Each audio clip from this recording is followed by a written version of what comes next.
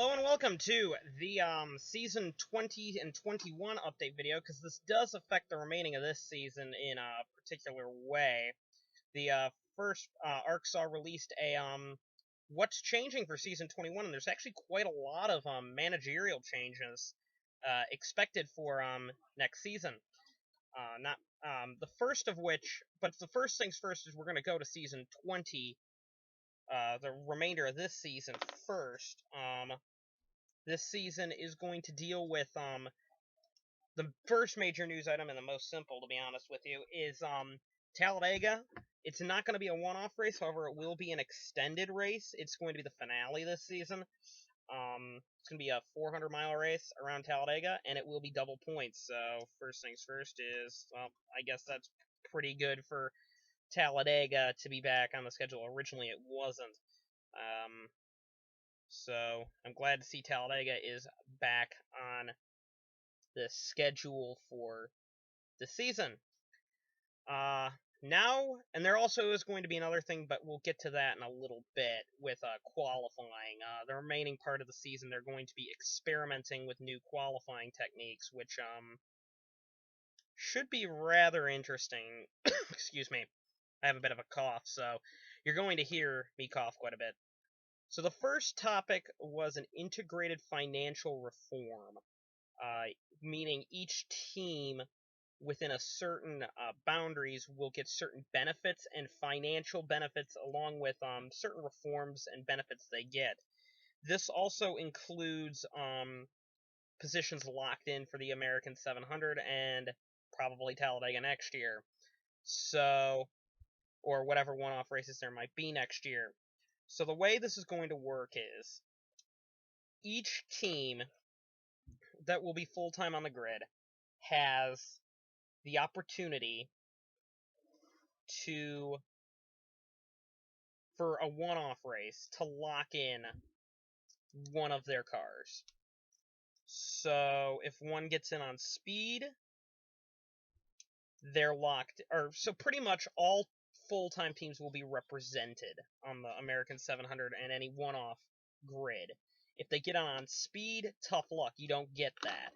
So it's pretty much a benefit for maybe some of the lower down teams like Minervini, or maybe some of the new teams coming in, because there are quite a few of them. CJ Racing, Checkered Flag Autosports is one, Wanderley Racing's another one from Brazil. So pretty much all teams will most likely be given one car to start the race, the American 700 and etc. So there's that will be very interesting. There's a lot of conflict though if one car gets in on speed. Does the team still get the other one? Right now, ARCSOA CEO Kay Latani said no. However, that might change, where pretty much if one of your cars get in on speed, the other one would get in on a provisional. So pretty much 21 spots are going to be guaranteed in every one-off race. And like I said, that could change. The other part of this reform deal is that there's going to be a different slicing of the finances for TV deals. So TV deals are going to be rather interesting or the funding brought in from fan supports, ticket supports. The way it's going to work now is that ARCSOA is going to charge a higher sanctioning fee on excuse me, on tracks, and therefore teams can get an added cut into the profits of the series, and it's going to be based on proportional, based on team owner points. So there's going to be some kind of weird system, and we won't talk about it hardly at all, but where the team points will be combined, where each driver points for a team will be combined, kind of like a Constructors' Championship seen in Formula Alpha, and pretty much different. So if you're higher up the grid, you get a specific financial boost there, or possibly the lower down teams would get one. ARCSOA wants to do that to make the field more competitive, where pretty much it would put everyone on an even playing field, where they would get more of a cut. However, the higher teams don't want that either. They want to be rewarded for their abilities, and that would begin in Season 22, not Season 21.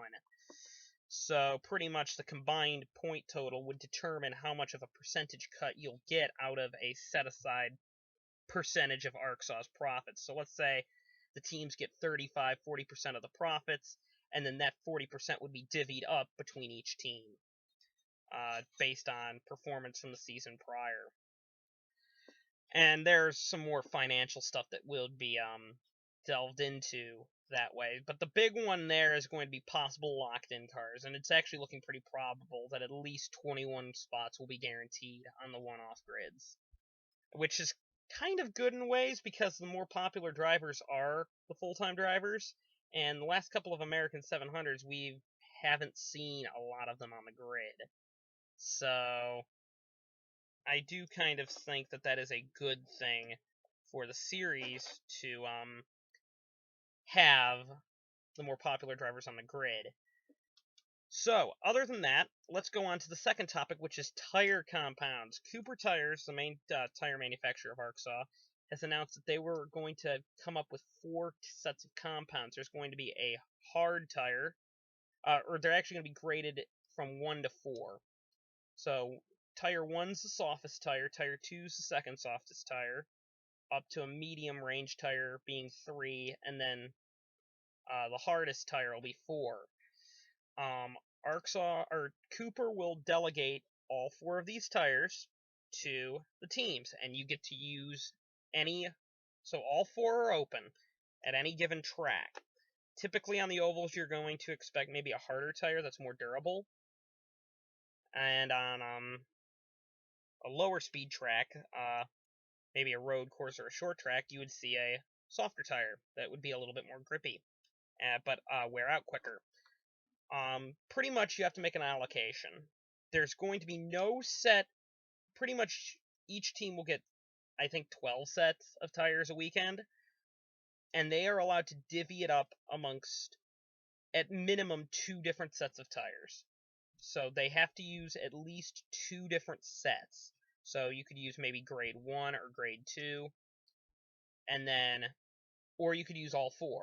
But you can't just go straight, have 12 sets of grade 1 tires. So over the course of the weekend, you have to use 2 sets. Now, in the race, you can just use whatever you want. You can use the same set in the race. You just have to, sometime during the weekend, put on a second set of tires, or put on another grade of tire. And I have a feeling at the start of the season, you're going to see pretty much all tires being used while they kind of get to grips get to grip, if no pun intended there, with the tires, and see which ones does, how good each tire really is, and then kind of base it off of that. So tire compounds, I don't think they'll be too much of an issue during the race. I don't think we'll talk about it that much.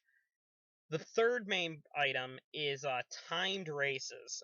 They haven't decided it yet, but ARCSOA has said there will be at least one, possibly 2 or 3, at least one race that will be not lap distance. It will be based on time. So they will pretty much set like maybe an hour and a half clock, and pretty much whoever's in the lead after the hour and a half is the winner, kind of Le Mans style. So that's pretty baseline there. Not sure of which track. Apparently Road Atlanta's been thrown around for that, maybe getting it, but I don't think really people want to see Road Atlanta get it. Road Atlanta might want it, but I don't think the fans or the drivers really want Road Atlanta to get it. I think that'll be more along the lines of maybe a track like Road America, where we're going to next week in Season 21, would get it. Now there's the 2 big ones. So we got through the 3 little ones that we're going to talk about. Now it's the 2 big ones coming up. There will be a new point system next year. And it actually isn't what people thought it would be. Everybody was thinking it would be a system that rewards everybody with points. So all 42 cars would get points, or at least an increase of the cars who got points. That is not the case. In fact, it is the other way around. Next year, only the top 10 will get points, which is a big surprise. Reasons for this are apparently ARCSOA didn't exactly like the fact that they were giving out points to cars who didn't finish at the round in New Hampshire, and Charlotte was another one where cars didn't finish and still got points. So only the top 10 will be getting points. The system we're actually using is an old system that we used maybe, I don't know how long ago we used it, where the points, where the winner would get 25 points, and then it would go down the line as such. There also is talk about possibly awarding pole sitters with at least some point value. So maybe on the screen right now, you can probably see that there's a comparison between the old and the new point system, or you probably saw the old one and the new one. So only the top 10 would get points. This is pretty much going to weed out, I think, some of the cars who are high up in points that kind of run around 10th or kind of run around 11th or 12th. And we're getting a lot of that, where there's a lot of really quick cars like Tyler Thaber who have really crappy luck and are way down the order because of it this season. And what this will do is, but they've been fast. Thaber's been fast all year. What this will do is it'll eliminate those cars who are just kind of meandering around in 11th and 12th, getting points every weekend, and being above these certain drivers in points. This system that they're also going to also rewards winning by having 25 points and a pretty big gap to second position. And then there's the big one, the qualifying system. ARCSOA has acknowledged that the current qualifying system used on an everyday basis, which is a 60-minute qualifying session where everybody goes out, isn't working or isn't drawing in fan support. They have come up with 3 qualifying systems that they are going to test in the remaining 6 races this year. Luckily for ARCSOA, there's 3 ovals and 3 road courses for the remaining part of the year, because we're going to Road America, Watkins Glen, Darlington, Willow Springs, Phoenix, and Talladega in the remaining races. Not in that order, but in that order. So pretty much each of the 3 systems they're talking about are going to be used at a road course and an oval. So 2 of the systems are similar, and the third one is way out there. Now, all 3 systems have a lot of criticism for them. A lot of drivers don't like them, especially the third one. I don't think I've heard one positive thing about it, and whoever pretty much came up with it deserves to be taken into a dark alley and beaten. But let's go over the one system that the 2 systems that are pretty similar are King of the Hill and Eliminator. The way King of the Hill and Eliminator both work are everybody goes out in a session, and you can, first off, I'm going to show you King of the Hill. So everybody goes out. After 5 minutes, they're in King of the Hill, the pole sitter is decided. So the fastest car on track is decided. Then there's a 30-second countdown clock. So after the 30-second interval, second place is decided. 30 more seconds, third place, all the way down to 42nd. This also works as a third practice session. So after you're locked in, you can pretty much go out there and work on race setups. So pretty much all cars can be on track, even if you are already locked into your position. So there's actually a big benefit for qualifying up front, is that you actually get extra race trim time. Eliminator works kind of the same way, where there's still a 5-minute clock before it begins. However, instead of at 5 minutes, the poles that are getting locked, 42nd is dropped. And after 30-second intervals, we go up the order till we get to the final 2, and the poles decided that way. And then pretty much the cars further back get to stay out on track. Let's say if you're eliminated at 42nd, you get pretty much the rest of the session to work on race speed. Not a lot of people like that. I'll be honest. Not a lot of people like that because it kind of rewards starting in the back. But it might work. And King of the Hill will be used at Road America and at Darlington, I want to say. And then Eliminator will be used at Watkins Glen and Talladega, I want to say. Yeah, because the last system, I don't know how they'd do that at Talladega, which is why I don't think they'll choose it. The third system, chain qualifying. This is a weird one, and hence why a lot of people don't like it. The way it works is practice speeds ultimately determine a provisional grid. Then the field is grouped up into a race.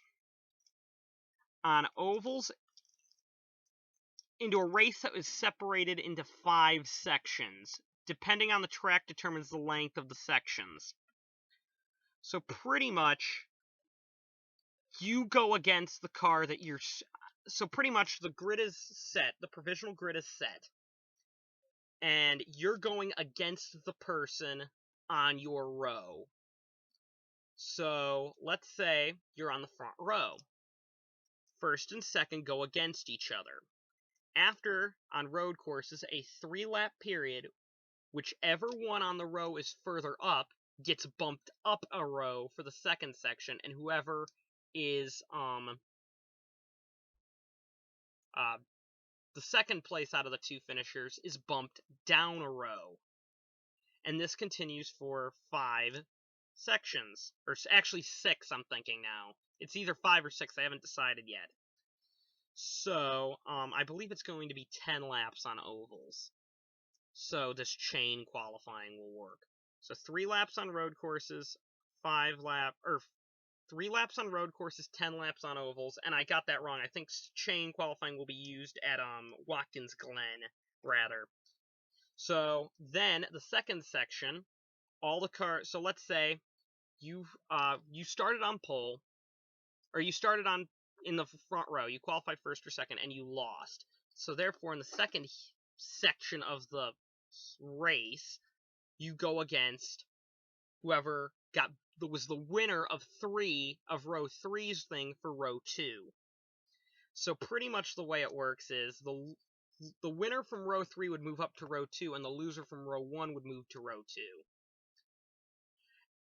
And then it works the same thing further down the order. So for row 8, the winner of row 9 would move up, and the loser of row 7 would move down.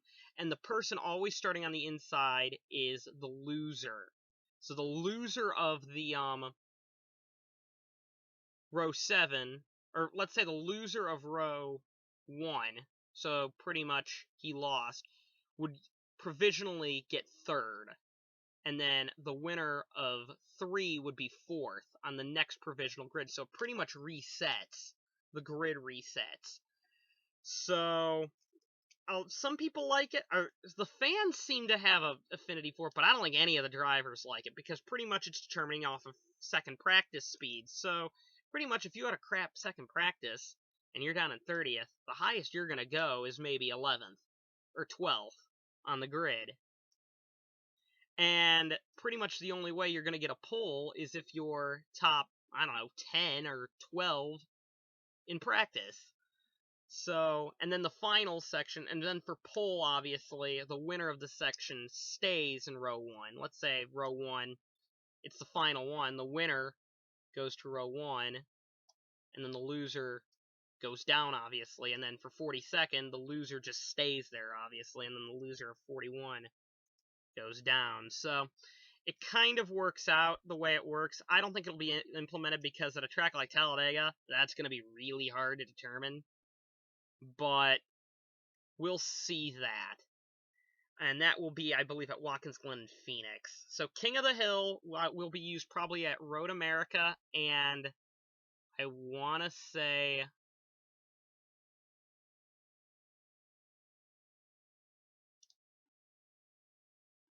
Road America, and I think Darlington. Road America and Darlington. And then, yeah, it's Road America Darlington for King of the Hill. Then it's going to be, for chain qualifying, it will be Watkins Glen Phoenix. And then for elimination will be Willow Springs Talladega.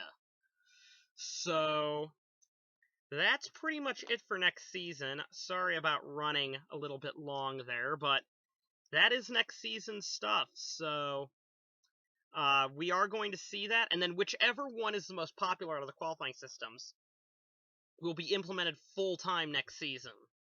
So right now, if I were to take a guess, it's probably going to be King of the Hill, but the chain qualifying, either people love it or hate it. Drivers can't stand it, but fans either love it or hate it. Or the last one would be Eliminator, which is another one that I don't think a lot of people like. And especially if you come to a big track, Eliminator's not going to be fun, because there's only 30-second intervals, so you can't save yourself. Anyway, that's pretty much it for this. We'll see you at Road America next week for first King of the Hill practice, or first King of the Hill attempt. Alright, we'll see ya.